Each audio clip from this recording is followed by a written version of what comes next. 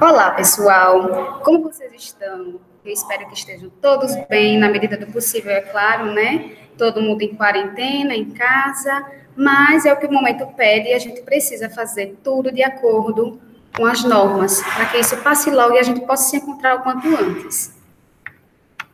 Hoje eu vou gravar com vocês, para vocês, a nossa aulinha de revisão e redação. Vocês podem usar o caderninho de vocês, está tudo anotadinho, e também o livro didático. Aí eu preparei alguns slides, já que é revisão, a gente vai olhar e vocês podem anotar o que vocês acharem necessário. Eu vou abrir aqui os slides para a gente começar, tá? E eu espero que vocês estejam daí de casa, tomando todas as precauções, tá? Evitando sair à rua, porque são as saidinhas, só vou ali, e não é bem assim. Aqui está nosso slide de redação. Vamos começar.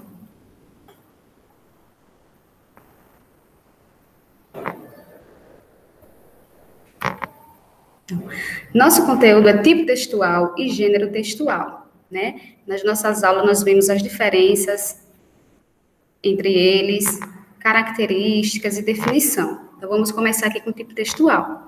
Nós sabemos que o tipo textual, ele tem mais a ver com a estrutura do texto, a estrutura em si, né? Com suas características predominantes. Então eu trouxe para vocês 4 tipos textuais, os principais, né? Dentre eles eu escolhi esses 4 tipos e trouxe aí as características principais para vocês.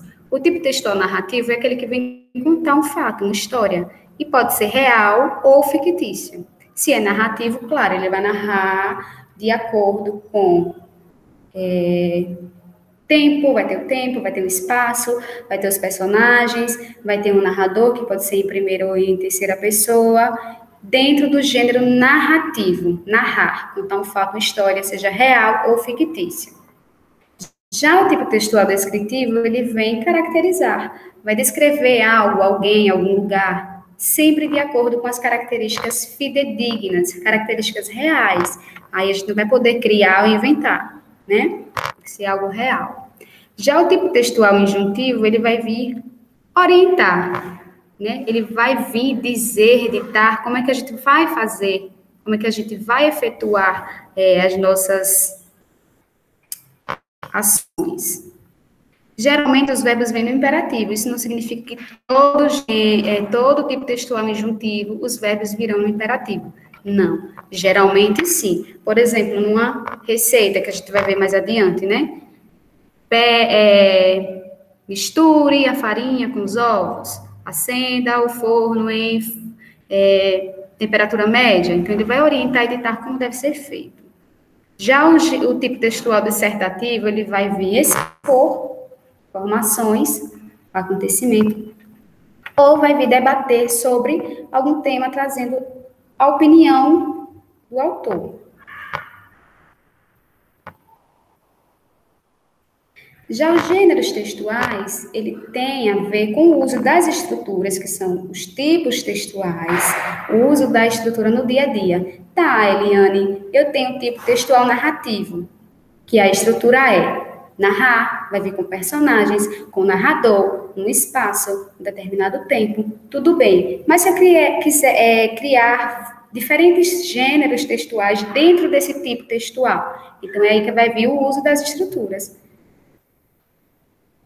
Quando eu vou narrar uma fábula, que é um gênero textual, é diferente de narrar um conto de fada, né? A gente vai ver já as diferenças sobre esses gêneros. Os gêneros textuais também são subgrupos dentro da tipologia textual. O tipo textual narrativo é um grupo maior, que é formado por grupos menores, que são gêneros textuais. Grupo narrativo, um grupão, e o grupo menor, que são gêneros, vai entrar a fábula, a lenda, os contos de fada, os contos de mistério, tudo que for narração. Os gêneros textuais também têm uma função comunicativa, claro, né? Todo texto tem função comunicativa. Isso a gente já falou também. Possui um conjunto limitado de características que facilitam essa identificação. A gente consegue identificar que uma fábula é uma fábula e que uma receita é uma receita de acordo com essas características da estrutura do texto.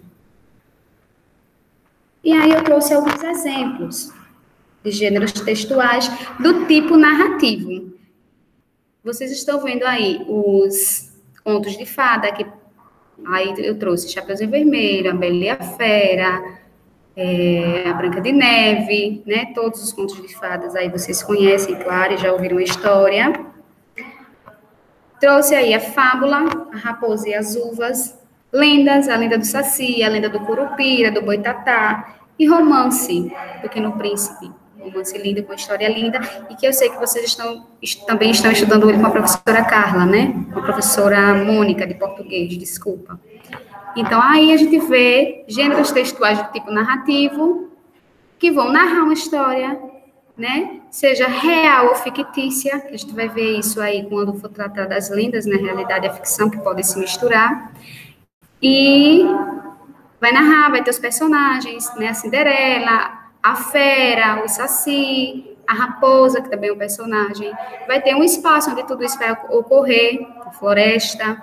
Vai ter um tempo determinado ou indeterminado, ou era uma vez, a gente não consegue determinar quando aconteceu, né? Ou uma certa manhã, então a gente consegue se ver uma linha de tempo, né? Pela manhã e não pela noite. Então, dentro da história, a gente vai encontrar todas essas características.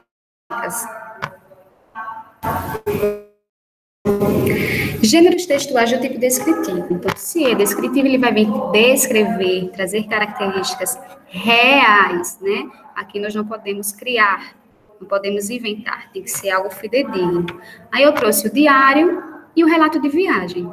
Quando uma pessoa vai escrever o diário, como foi o seu dia, ele vai transcrever todas as ações de acordo com como aconteceram. Não pode inventar, né?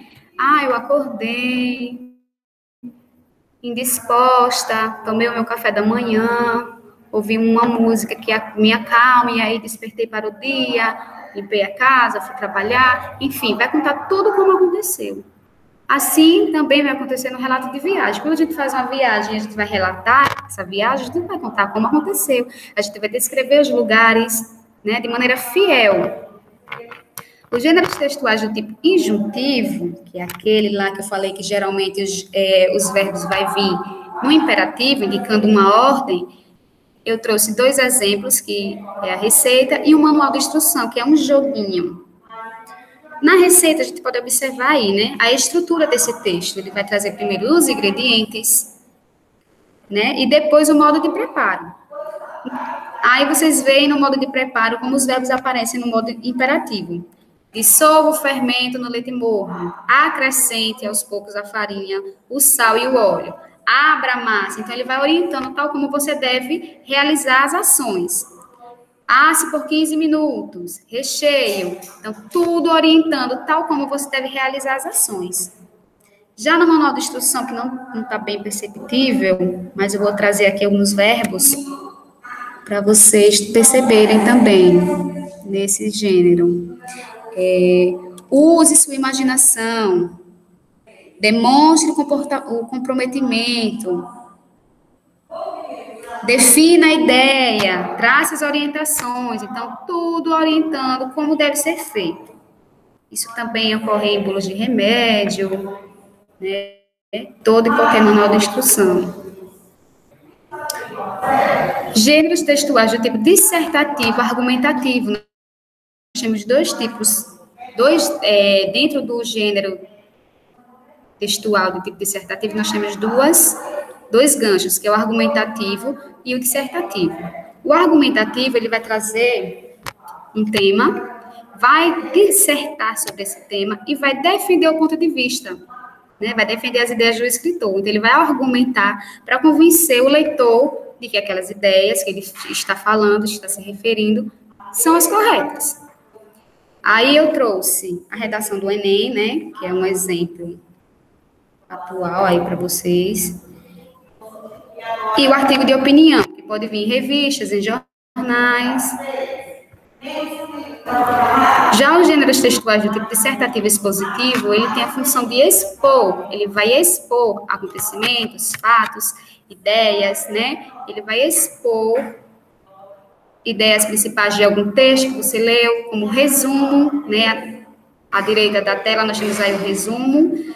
Tem lá um capítulo do livro que fala sobre problemas ambientais urbanos. E aí eu fiz um resumo sobre esses problemas. Inversão térmica, ilhas de calor, efeito estufa, chuvas ácidas. Então, dentro do capítulo, eu selecionei as ideias principais e trouxe para o meu resumo, que vai servir como texto expositivo. Eu vou expor as ideias principais do meu capítulo nessa folhinha. E também a reportagem. A reportagem ela vai trazer a exposição de acontecimentos, de uma entrevista, como aconteceu, né? Ah, houve um atropelamento, foi aonde? Com a rua, tal. Quem eram os envolvidos? Como aconteceu? Então, vai expor apenas. Então, por que é interessante a gente entender a diferença entre tipo textual e gênero textual, já que os alunos confundem tanto? Entender essas diferenças não facilita somente na interpretação e compreensão do texto, mas também está relacionado ao sentido. E no momento que o aluno for elaborar o texto, na produção textual. Se o aluno tem dificuldade em diferenciar as estruturas dos diferentes tipos e gêneros textuais, ele vai ter dificuldade. Ele não vai saber, por exemplo, reconhecer se é uma lenda, se é um mito, se é uma fábula, se é uma parábola. Então, entender essas diferenças vai auxiliar nisso. Não só na interpretação, mas também na produção textual. E aí nós vimos no livro de vocês alguns gêneros, e eu trouxe um resuminho básico sobre esses gêneros que a gente viu, que foi o conto, né? E mito e lenda. Sobre o gênero conto. O gênero conto ele é de tipo textual narrativo, ele vai vir narrar alguma história, né? O conto ele é uma narrativa curta, tem apenas um clímax. Lembram do clímax? Que é aquele ponto alto da história, né? Que deixa todo mundo tenso, querendo saber o que vai acontecer. Então, além disso, tem poucos personagens, claro, não se compara a um romance, por exemplo, que é bem maior, com mais personagens, com mais espaços, né? Ele tem poucos personagens. Tem também espaço e cenário limitado e um recorte temporal reduzido, tá? Se é um conto com uma história curta, não vai passar anos e anos, né? Essa história vai ter um tempo menor, reduzido, de um dia, no máximo uma semana ou algumas horas. E eu trouxe aqui alguns exemplos de tipos de conto, né? Temos os contos de fadas, que são os contos fantásticos, conto de terror, conto de suspense, conto de ação, entre outros. Sobre o mito, o mito, tem gente que é fascinado, né? Mitologia grega. Então, os mitos são histórias fantásticas. Geralmente traz as figuras sobrenaturais, deuses, semideuses, né? Monstros, personagens que têm o corpo montado, né? Metade cavalo, metade humano. Quem lembra do nome dessa figura? E essas figuras sobrenaturais servem para explicar certos fatos por meio de metáforas e símbolos. São narrativas utilizadas pelos povos antigos para explicar a realidade que no momento a ciência não tem uma explicação. Então ele vai vir como justificativa para aquilo que acontece e que eles não compreendem. Costumam também ocorrer fora das linhas de tempo convencional. Como assim, Helene? É como se eles estivessem em outro tempo, tá? Em outro plano, não é no nosso plano terrestre. Quando a gente assiste, por exemplo, o filme de Hércules, a gente vai perceber que é como se fosse um outro plano. Aí eu trouxe aqui alguns mitos.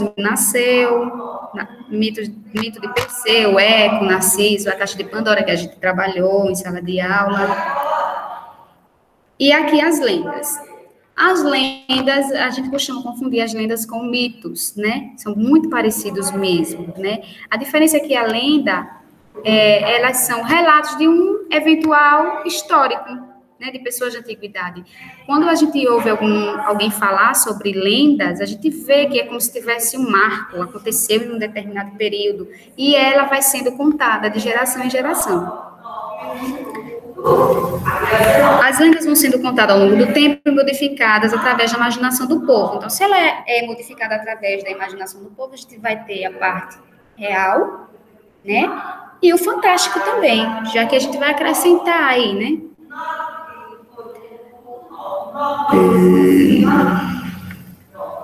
Aí eu trouxe aí algumas lendas, a lenda do Apé, como a noite apareceu, que também é uma lenda indígena, a lenda da Vitória Régia, da Iara, né, Curupira, dentre outras. E aqui eu finalizo pedindo que vocês deem uma lidinha no caderninho de vocês, nas nossas anotações, tá? E eu espero que tenha ajudado nesse flashback aí de como foi as nossas aulas e que, se for preciso, que vocês façam as anotações necessárias. Né? Tá aí os slides.